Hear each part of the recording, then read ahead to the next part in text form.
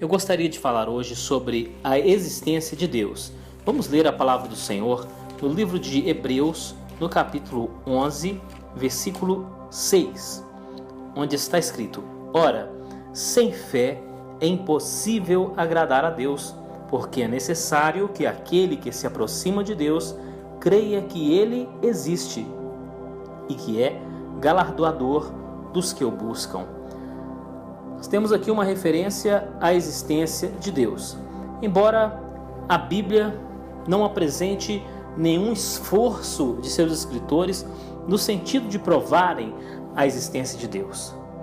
Porque, para estes escritores, a existência de Deus era algo óbvio. Entretanto, nos nossos dias, muitas são as pessoas que não creem em Deus. Por uma razão ou outra, negam a existência de Deus. Mas nos tempos bíblicos já havia pessoas que não acreditavam em Deus.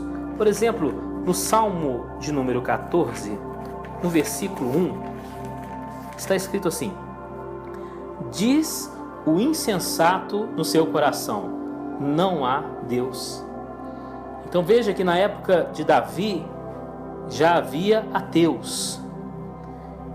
No Salmo 10, versículo 4, está escrito assim: Pela altivez do seu rosto, o ímpio não busca a Deus. Todas as suas cogitações são que não há Deus. O ateísmo não é uma novidade. Naquele tempo, isso já existia. Mas eu gostaria de falar hoje sobre alguns argumentos favoráveis à nossa fé em Deus. É verdade que a fé não necessita de provas, mas nós que cremos em Deus precisamos ter alguma resposta para aqueles que questionam a nossa fé.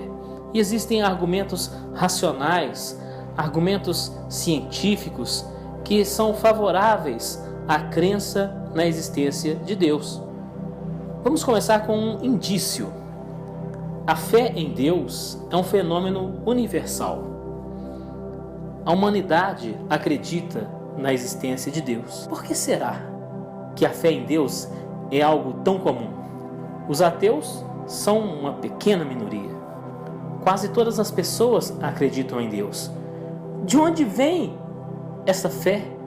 É possível que essa fé venha da própria consciência do ser humano. O ser humano sabe que Deus existe. Uma ou outra pessoa pode negar isso por conveniência ou pelo desejo de ver uma prova palpável. Mas vejamos outros argumentos. Se alguém perguntar para você: por que é que você crê em Deus? O que você vai responder? Não basta dizer: eu creio em Deus porque a Bíblia diz que Deus existe. Isso aí para o ateu não terá valor. Nós vejamos alguns argumentos científicos. Veja bem, o planeta Terra encontra-se a uma distância aproximada de 149 milhões de quilômetros em relação ao Sol. 149 milhões de quilômetros. Se a Terra estivesse um pouco mais perto do Sol, tudo aqui ia se queimar. Se a Terra estivesse um pouco mais distante do Sol, tudo aqui ia congelar. Qual é a nossa conclusão, então? Que a Terra está na posição exata e necessária para a existência da vida da forma como nós a conhecemos. Então a Terra está no lugar certo, nem mais perto, nem mais longe. Será que isso não indica a existência de uma inteligência superior? Não indica a existência de um propósito? A Terra parece ter sido colocada na posição exata para que a vida pudesse existir por aqui. Podemos falar a respeito do universo. O universo é regido por leis. Se você perguntar para qualquer cientista, o universo tem leis? Ele responderá: sim, o universo tem leis. Se tem leis, deve existir um legislador, porque leis não surgem do nada. Então Deus é esse legislador. O universo funciona com precisão matemática. Os planetas, as galáxias têm o seu movimento, têm as suas órbitas, têm as suas velocidades. Tudo funciona com precisão matemática.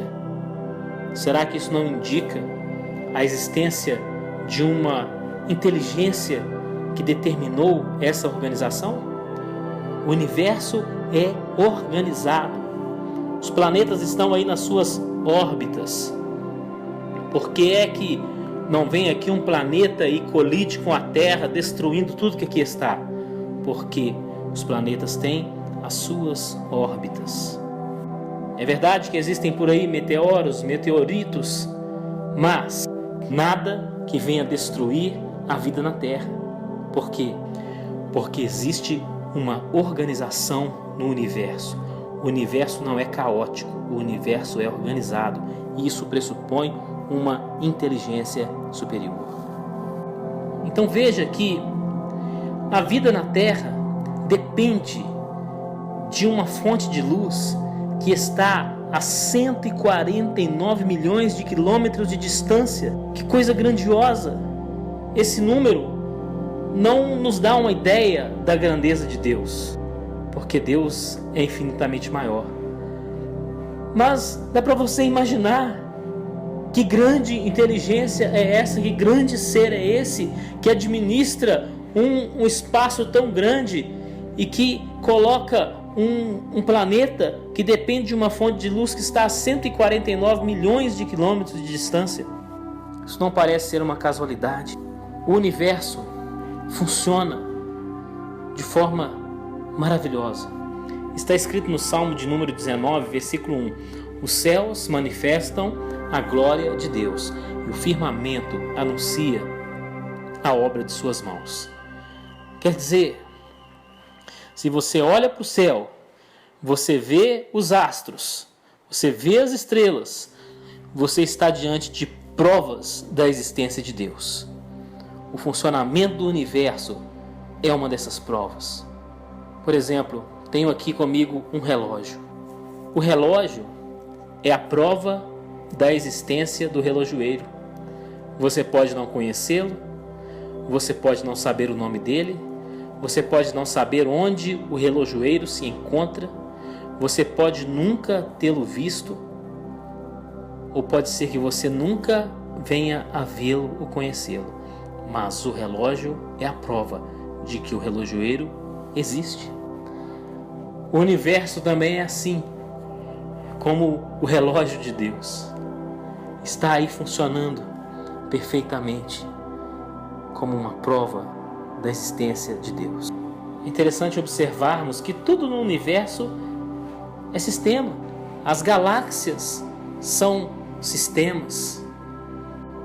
Temos sistemas solares. O que é um sistema? Um conjunto de elementos interligados. Um sistema tem um funcionamento coerente, integrado. Nós temos sistemas complexos e todo sistema pressupõe uma inteligência que o projetou e que o desenvolveu. Podemos mencionar como exemplo os sistemas do nosso corpo. Veja se eles não são evidência de uma inteligência superior. Os sistemas do nosso corpo não foram projetados por nós mesmos. Nós temos aí o sistema circulatório, o sistema nervoso, o sistema digestivo, o sistema urinário, o sistema excretor, sistema imunológico. São sistemas de alta complexidade e que funcionam de maneira maravilhosa e extraordinária. um deles sozinho já seria uma prova da existência de uma inteligência superior. Agora você veja bem que estes sistemas do nosso organismo, eles funcionam todos ao mesmo tempo e eles são integrados entre si. Um sistema dá suporte para o outro e eles funcionam aí de maneira interligada. Isso pressupõe uma inteligência superior, não é verdade? Poderíamos falar de cada um desses sistemas, mas vamos pensar um pouquinho no sistema imunológico.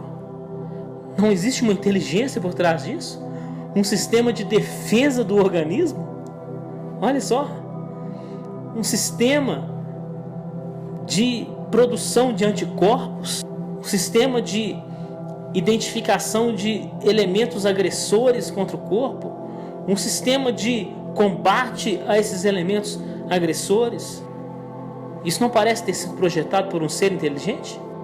Pois nós cremos nesse ser inteligente que é Deus. Eu gostaria de ainda falar sobre uma programação que nos envolve.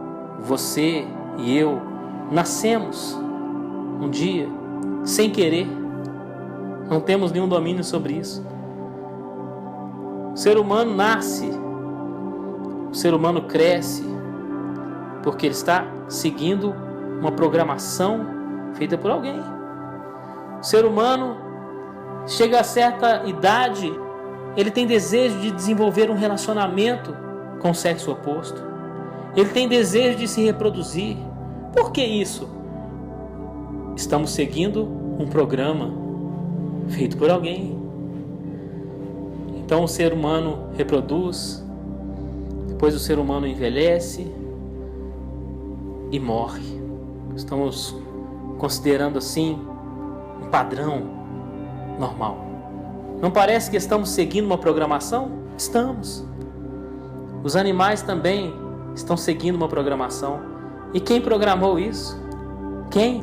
O ateu talvez dirá: é a natureza.